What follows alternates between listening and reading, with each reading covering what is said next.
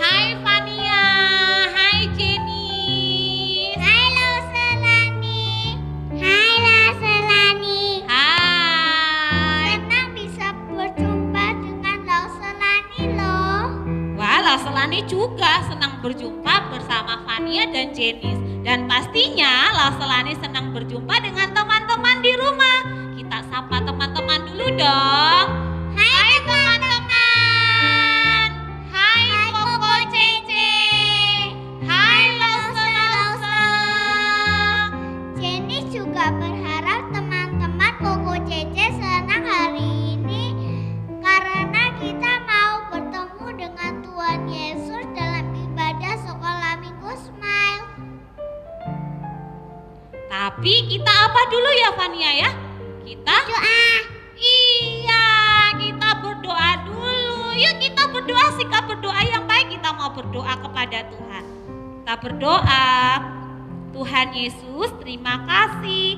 Hari ini kami diberi kesempatan oleh Tuhan untuk beribadah lagi di saat ini. Kami mohon Tuhan memberkati kami dari awal sampai akhirnya ibadah sekolah Minggu Smile. Di dalam nama Tuhan Yesus kami berdoa. Amin. Dengan semangat dan sukacita, mari kita memuji Tuhan. Sukacitaku bertemu dengan Yesus. Ayo kita memuji Tuhan.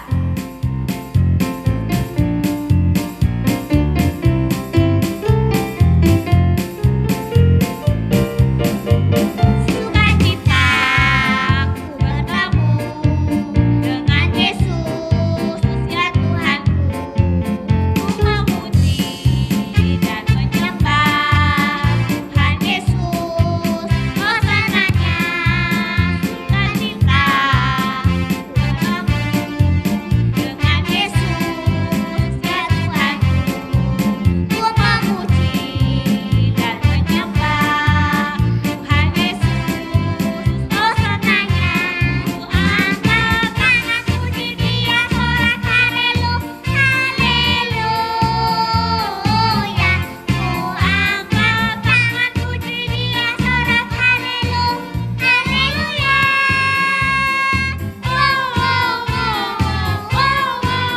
Sukacita ku bertemu dengan Yesus, ya Tuhanku.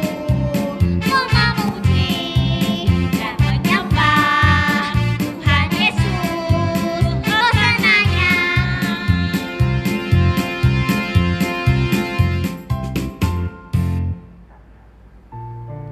Senangnya Fania dan Jenis kita bisa memuji Tuhan. Ingat Fania, Jenis dan teman-teman di rumah, kita harus selalu memuji Tuhan dimanapun kita berada. Karena Tuhan Yesus sudah sangat baik untuk kita. Iya, Lausel. Fania selalu merasa diberkati. Iya, diberkati. Diberkati oleh siapa Fania? Tuhan. Betul, diberkati oleh Tuhan. Betul, Mi. Kita selalu diberkati oleh Tuhan dari kecil sampai sekarang. Ada lagunya Lause. Gimana? Aku diberkati, sepanjang hidupku diberkati. Yuk kita nyanyi sama-sama Lause. Ayo kita nyanyi sama-sama ya dengan gerakannya ya.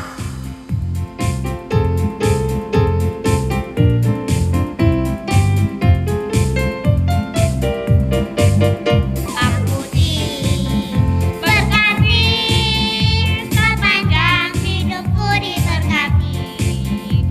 Bila bangun pagi hari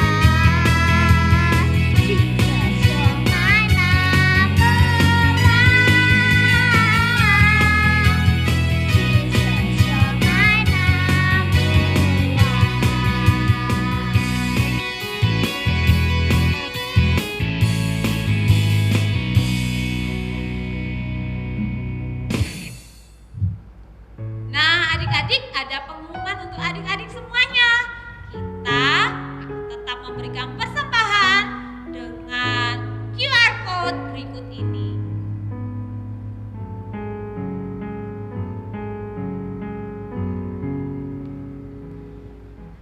Saatnya kita untuk menyiapkan hati kita untuk mendengarkan firman Tuhan ya Fania ya Jenis ya. Iya, Lause. Iya, Lause. Teman-teman, Koko Cece tetap semangat ibadah ya. Tuhan Yesus memberkati. Bye-bye.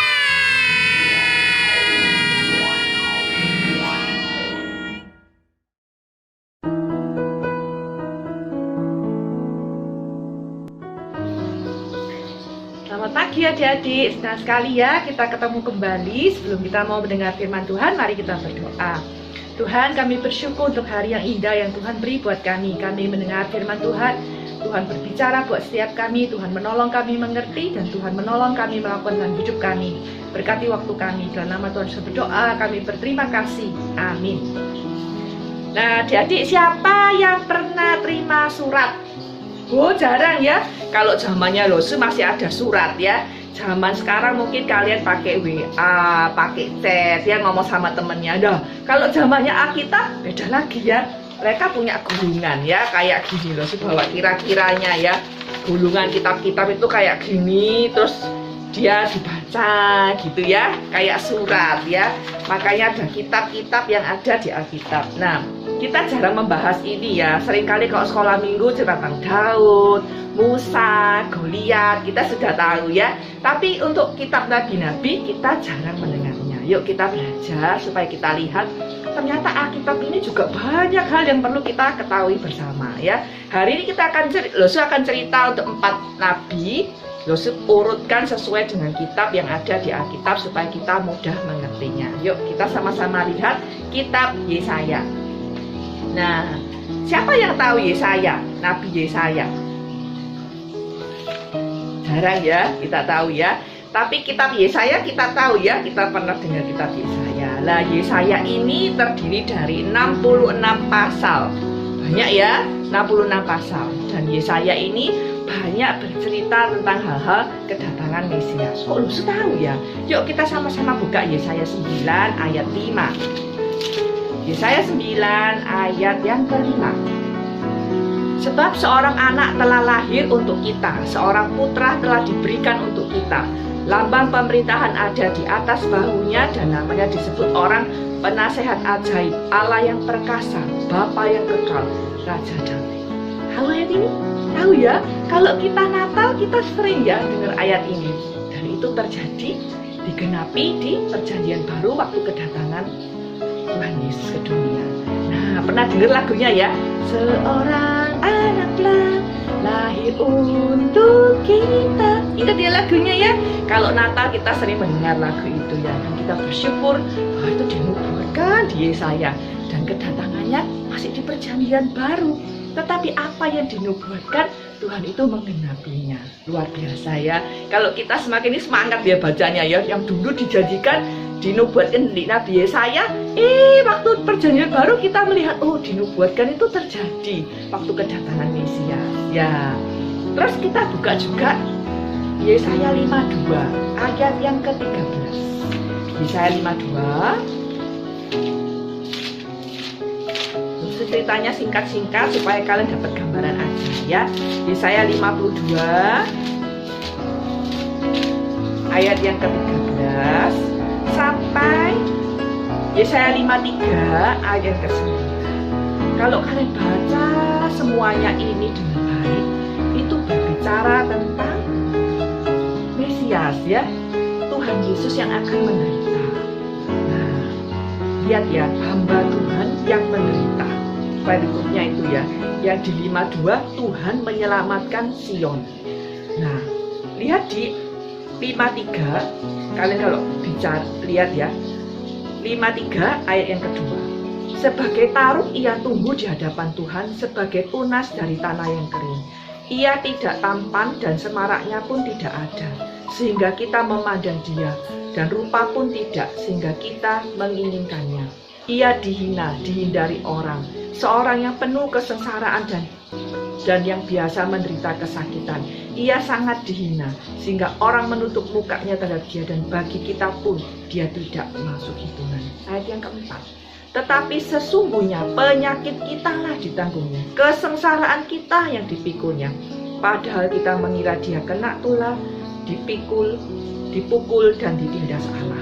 Tetapi dia ditikam oleh karena pemberontakan kita, dia diremukkan oleh kejahatan kita. Ganjaran yang mendatangkan keselamatan bagi kita ditimpakannya kepadanya, dan oleh birul-birulnya kita menjadi sembuh. Siapakah yang dimaksudkan? Tuhan Yesus, ya, yang menderita di kayu salib bagi Yosri, bagi adik-adik semua. Itu sudah ditulis di kitab Yesaya. Luar biasa ya Alkitab ini. Kalau kalian semakin mencintai firman Tuhan, semakin membacanya, kalian melihat banyak hal yang indah yang Tuhan sudah lakukan, sudah bilang, sudah dinubuatkan dan digenapinya. Ya, ini loh kasih ringkasan tentang kitab Nabi Yesaya.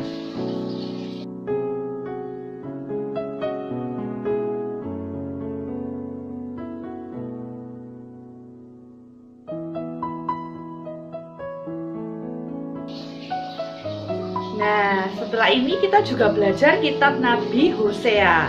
Nabi Hosea ini tambah jarang kita dengar ya. Tapi kitab ini ada loh di Perjanjian Lama ya. Kita sama-sama lihat kitab Nabi Hosea. Hosea. Oke. Kalau sudah ketemu, kita lihat sama-sama ya. Kitab Nabi Hosea ini terdiri dari 14 pasal ya. Dan ini adalah bicara tentang umat Tuhan yang tidak setia ya. Kemudian tetapi Tuhan tetap setia meskipun bangsa ini tidak setia. Bangsa Israel kondisinya waktu di kitab Nabi Hosea, mereka punya Allah yang lain, menyembah Allah berhala yang lain, dan Tuhan tetap memberikan himbauan kepada umat Israel, kepada lewat Nabi Hosea, ayo kembali bertobat, kembali kepadaku, seperti itu ya. Dan itu kalau kalian baca kisah ini luar biasa ya. Hosea itu disuruh mencari seorang perempuan yang tidak benar dan untuk menikahinya ya. Ketika punya anak, perempuan ini juga lari lagi ya kepada laki yang lain. Tetapi Hosea tetap mencari. Itu melambangkan Tuhan ya. Ketika bangsa Israel itu menyembah berhala yang lain, hati Tuhan itu sedih ya. Mereka mencari yang lain, tetapi Tuhan tetap mencari mereka. Tetap ayo kembali kepadaku. Nah, kitab ini mau menyerukan hal-hal seperti itu. Luar biasa ya, kitab ini menceritakan Tuhan itu Tuhan yang setia. Sekalipun seringkali kita itu tidak setia, tetapi Tuhan yang kita punya adalah Tuhan yang setia, yang selalu mencari anak-anaknya untuk kembali dan berbalik kepada Tuhan. Nah, kitab yang berikutnya yang harus dibahas adalah kitab Amos. Ya, yuk kita lihat klip setelah ini kitab Amos.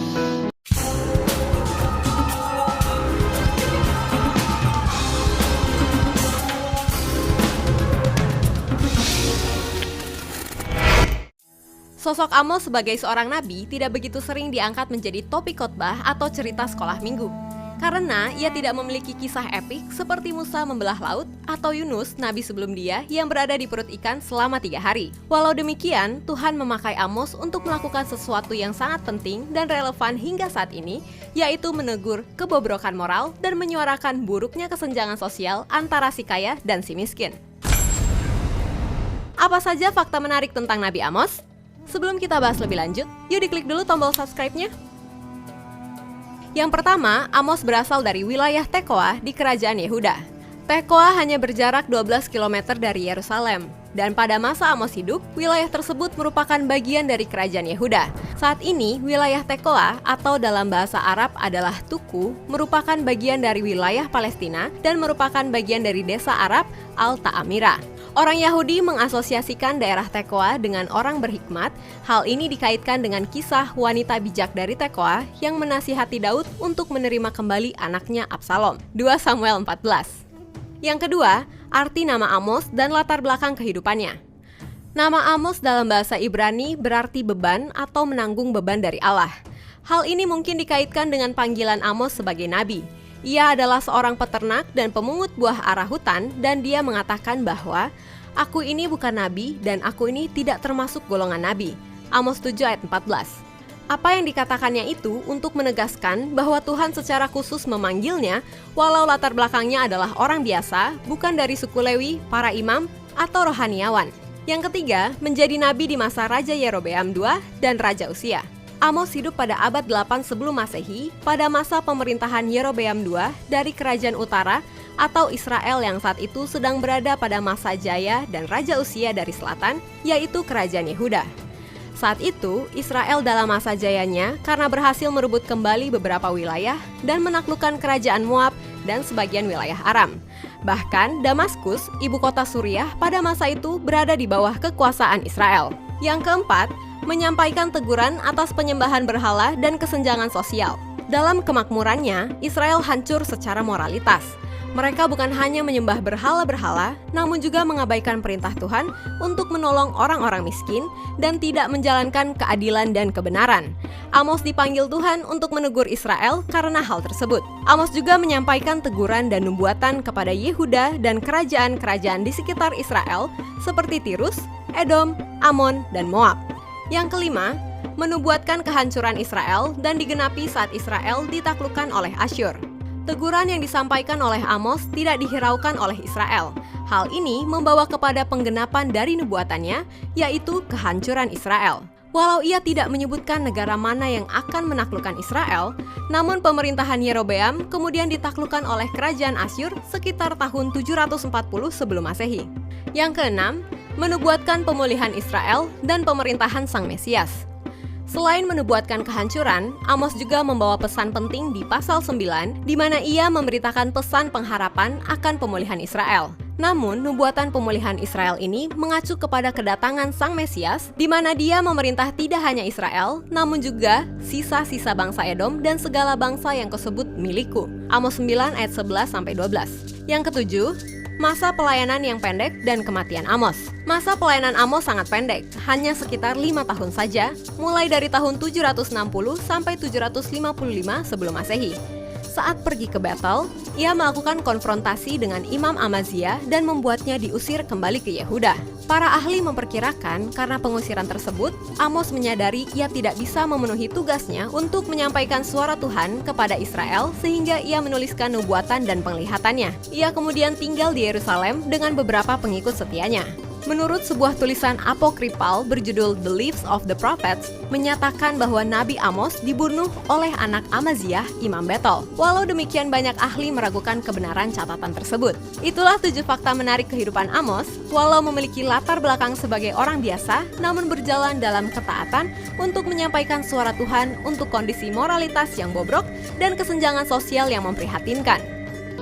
Nah, sudah lihat ya klipnya tadi kitab Amos. Kitab Amos ini paling sering kita tidak pernah baca dan paling sering kita tidak pernah bahas. Tetapi kitab Amos ini menceritakan hal-hal yang tadi sudah kalian lihat di YouTube ya, jelas ya, bahwa ini lebih menjelaskan lebih detail tentang kitab Amos ya. Nah, kitab yang keempat yang semua bahas adalah kitab Zakaria. Ya, kita lihat ya, Zakaria. Kitab Zakaria ini 2 kitab terakhir sebelum perjanjian lama. Setelah Zakaria, kita ada kitab terakhir yaitu Maleakhi ya. Kita buka Zakaria. Nah, Zakaria ini punya 14 pasal ya.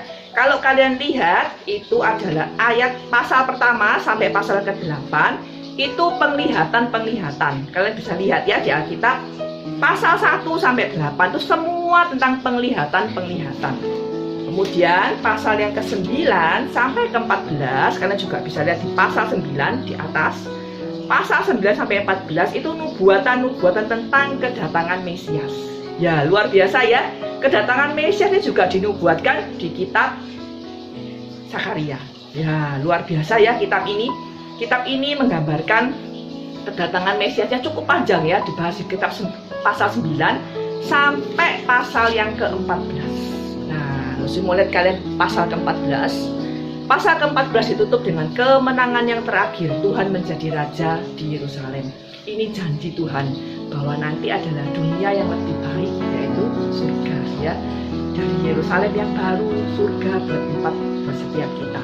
Itu ada di kemenangan yang terakhir, Tuhan menjadi raja di Yerusalem, di Zakaria 14. Adik-adik, Seringkali kita ini nggak membaca kitab sampai detail ya, semua nabi-nabi. Yuk kita mulai rajin membaca firman Tuhan.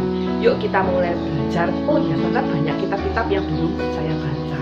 Nah, kitab nabi-nabi ini luar biasa ya kalau kita pelajari semuanya. Itu secara garis besar berbicara buat orang yang tidak taat Tuhan hukum, orang yang taat Tuhan berkati dan Tuhan kasihi. Dan Tuhan ingin setiap kita bukan menjadi orang yang tidak taat, tapi menjadi orang yang taat. Dan ajakan Tuhan, ayo taat, ayo kembali berbalik kepadaku. Jangan menyembah Allah yang lain. Ayo datang kepadaku, menyembah hanya aku Tuhan saja. Kitab nabi-nabi seluruhnya berbicara seperti itu dan mereka menyediakan janji keselamatan. Tuhan akan datang, Mesias akan datang, dan itu digenapi dalam perjanjian baru dan tergenapi dalam hidup kita saat ini, bahwa kita menikmati keselamatan yang Tuhan berikan. Ayo, setiap kita yang sudah menerima keselamatan dari Tuhan, bukan berarti kita hidup dengan sembarangan, tapi kita hidup dengan takut akan Tuhan, taat kepada Tuhan, mencintai firman Tuhan. Yuk kita berdoa. Tuhan, kami bersyukur kalau kami boleh belajar dari kitab-kitab nabi-nabi. Kami bersyukur bahwa Tuhan memberikan janji-janji bagi setiap kami, dan kami melihat bahwa Tuhan selalu menggenapi janji-janji-Mu. Terima kasih Tuhan dalam hidup kami. Kami bersyukur kami punya Tuhan yang mengasihi kami, yang menyediakan keselamatan bagi setiap kami, dan kami bersyukur bahwa kami menjadi anak-anak Tuhan. Biarkan kami menjadi anak yang lebih hari, lebih mencintai Tuhan, lebih mentaati firman Tuhan, dan boleh membaca firman Tuhan tiap-tiap hari dalam kehidupan kami. Terima kasih Tuhan. Dalam nama Tuhan Yesus berdoa, kami berterima kasih. Amin.